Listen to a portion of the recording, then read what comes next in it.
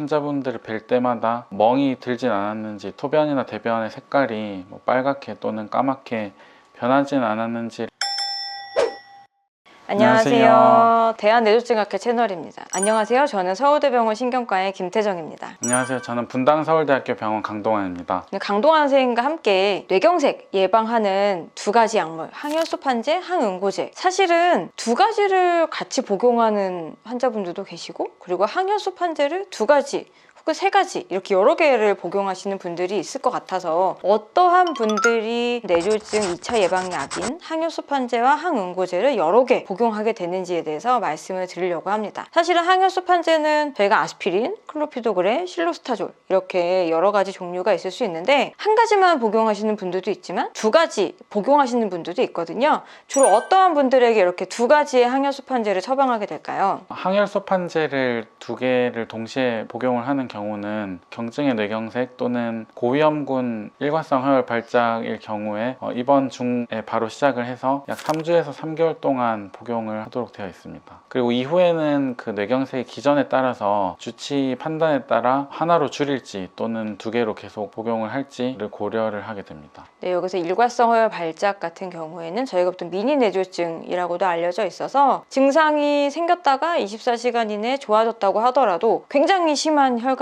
협착이 있거나 혹은 여러 가지 위험 요인이 있거나 굉장히 고령이거나 이러한 경우에는 저희가 고위험 미니 뇌졸중을 판단을 해서 병원에 방문하시게 되면 진단이 되면 즉시 보통 두 가지를 처방하는 경우들이 있죠. 이러한 이제 두 가지 약물을 복용하게 된 지가 사실 얼마 되진 않았잖아요. 네네. 네, 최근에 여러 연구에서 그러한 좋은 결과들을 보여준 부분이 있기 때문에 단기간에는 두 가지 약물을 유지를 하되 이후에는 환자의 상태에 따라서 괜찮은 환자들 같은 경우에는 약을 한 가지로 바꾸고 있습니다. 따라서 입원을 하시고 퇴원을 할 때 두 가지 약물을 처방을 받았다고 하더라도 외래에서는 환자분 상태에 따라서 한 가지로 바꾸는 경우가 있고, 이러한 경우에는 환자분 상태가 그거에 적절하기 때문에 보통 주치의 선생님이 그렇게 결정을 하신 거다라고 생각을 할 수가 있을 것 같습니다. 아주 미니 뇌졸중이나 경한 뇌졸중 이외에도 혈관 상태가 굉장히 안 좋은 환자들도 두 가지 항혈소판제를 사용하기도 하잖아요. 어떠한 뇌경색 기전일 때 이렇게 두 가지 항혈소판제를 사용할 수가 있을까요? 대동맥 죽상경화증이 굉장히 심할 경우, 그럴 때 두 종류의 항혈소판제를 조금 긴 기간 동안에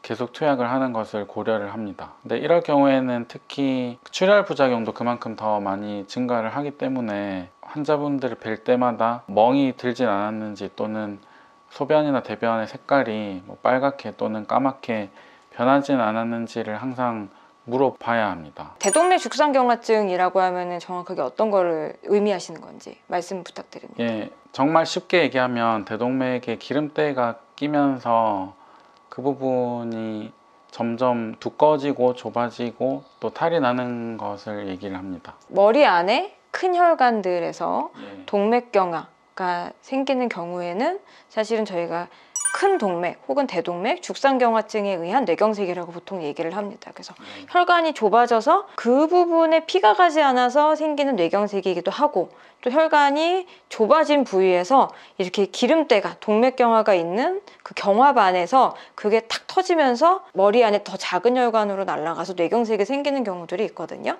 이러한 것들이 모두 다 큰 혈관 혹은 이제 큰 동맥 혹은 대동맥 죽상경화증에 의한 뇌경색이라고 얘기를 하는데, 그만큼 그 동맥경화 반에 그 안정성이 필요하기 때문에 이러한 고위험일 경우에는 당연히 이제 두 개의 항혈소판제를 쓰면서 환자분들 치료하게 되는 경우가 있는데, 당연히 위험성이 있습니다. 두 가지 약을 복용하면 출혈 위험성이 굉장히 클 수 있어요. 하지만 이제 그 두 가지 약을 쓰는 것이 환자분들에게 도움이 된다라고 한다면 그 출혈 위험성을 감수하고라도 저희가 보통 약을 선택을 하게 됩니다. 사실 이제 뇌경색이 아니어도 저희 이제 신경과를 꾸준하게 다니시는 분들 같은 경우에는 사실은 두 가지 약물 복용이 반드시 필요한 경우가 있습니다.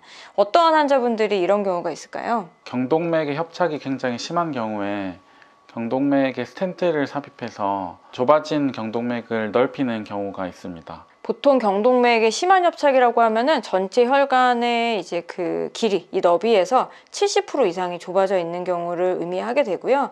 요거는 증상이 있든 없든 70% 이상이 좁아져 있으면 남은 너비가 30%밖에 되지 않기 때문에 그것 때문에 뇌경색이 생기는 경우들이 굉장히 많거든요. 그래서 증상성이든 무증상성이든 70% 이상의 협착이 있으면 보통 스텐트를, 자세한 검사를, 이제 혈관 조영술을 하고 필요하다면 스텐트 시술을 하는 경우가 있게 되고, 증상성이라고 하면은 심한 협착이 아닌 경우에도 스텐트를 넣는 경우가 있기 때문에 이렇게 스텐트를 넣는 환자분들은 두 가지 항혈소판제를 쓰는 경우가 있습니다. 여기서 증상성이라 하면 경동맥 협착으로 인해서 머리에 뇌경색이 생긴 환자분들을 의미를 하고요. 왜 이렇게 스텐트 시술을 하면은 약을 두 가지를 오랫동안 복용을 해야 될까요? 스텐트라는 거는 기본적으로 우리 몸의 입장에서는 이물질에 불과합니다. 우리 몸 입장에서는 그게 혈관을 넓혔는지 안 넓혔는지 알 수 있는 방법이 없기 때문에 스텐트에 자꾸 노출이 되다 보면은 혈소판이 또 활성화가 됩니다. 그래서 그 부분에 혈전이 갑작스럽게 생길 수가 있고, 또 시술을 하다 보면 아무래도 혈관의 안쪽을 건드리게 되기 때문에 그 일부 손상된 부분도 있게 됩니다. 그래서 이물질이 완전히 혈관 내피세포로 다 덮일 때까지, 그리고 시술 중에 손상된 상처가 어느 정도 아물 때까지 항혈소판제를 잘 유지하는 게 굉장히 중요하겠습니다. 그리고 이 스텐트 한 부위가 다시 좁아지거나 막히지 않았는지를 체크를 하게 되고요. 스텐트가 안정적으로 유지가 된다라고 하면은 나중에는 두 가지에서 한 가지 약물로 바꾸는 경우가 있는데, 이건 환자분들에 따라서 어떤 분들은 조금 더 길게 복용하는 분들도 있을 수 있어서 이러한 이유 때문에 약을 복용하고 있다라고 생각을 하시면은 좋을 것 같습니다. 어떤 분들 같은 경우에는 피를 묽게 해주는 이제 혈소판을 응집하지 않게 하는 항응고제와 항혈소판제를 동시에 복용하는 경우가 있어요. 네. 굉장히 좀 드문 경우긴 한데 어떠한 경우에 이렇게 두 가지를 함께 복용하는 환자분들이 있을까요? 일단은 항응고제랑 항혈소판제를 각각의 적응증에 동시에 해당될 경우가 되겠는데, 경동맥이나 다른 뇌내혈관에 동맥경화가 있으면서 동시에 심방세동이 있을 경우에, 그런 경우에는 죽상경화성 뇌경색과 시민성 뇌경색의 위험인자 같이 있게 됩니다. 그 경우에는 두 가지를 같이 복용을 해야 뇌경색이 적절히 예방이 될 수가 있습니다. 심장이 원인이 되는 경우에는 반드시 항응고제가 필요할 수 있고, 그리고 그 이외에 동맥경화나 이러한 것들이 심한 분들 같은 경우에는 항혈소판제가 뇌경색을 예방할 수 있기 때문에 환자분들의 위험인자에 따라서 저희가 두 가지를 같이 처방하는 경우가 있는 경우도 있습니다. 뇌경색이 발생하는 원인이 다르기 때문에 두 가지 약을 동시에 복용을 해야 되는 필요성이 있다라고 생각을 하시면 될 것 같고, 물론 이러한 환자분들 같은 경우에는 출혈 위험성이 훨씬 높기 때문에 저희가 그런 부분에 대해서는 환자분들에게 좀 많이 설명을 드리고요. 가능한 한 심한 운동을 하시거나 출혈 경향이 조금 높은 그런 활동 같은 것들은 좀 주의하실 수 있도록 저희가 많이 설명을 드리고 있습니다. 그 이외에도 또 어떠한 경우에 이렇게 두 가지 약물을 동시에 복용하는 경우가 있을까요? 전신성 동맥경화가 아주 심한 경우, 심장혈관에도 문제가 생기고 경동맥에도 같이 문제가 있거나, 또는 말초혈관에 동시다발적으로 시술이 필요한 정도의 문제가 있을 경우에는 항혈소판제와 이제 저용량의 항응고제를 같이 복용하는 경우가 있습니다. 출혈의 부담이 있다고 하더라도 환자분에게는 그게 되게 필요한 경우니까 저희가 처방을 하는 경우가 있고요. 이 약을 반드시 꼭 필요해서 복용을 해야 되는지도 항상 주치 선생님과 상의하시는 게 필요하겠습니다. 두 가지 약을 이제 복용하다가 보면 막 속 쓰리고 이제 위장 질환이 오시는 경우도 있긴 하거든요. 그래서 그런 경우가 있을 때도, 또 혹은 심한 출혈이 있을 경우에도 두 가지 약이 꼭 필요하지만 두 가지 약을 다 쓰시지 못하는 경우가 분명히 있기 때문에 다니시는 병원의 주치 선생님과 반드시 상담하면서 약을 복용하는 것이 필요하겠습니다.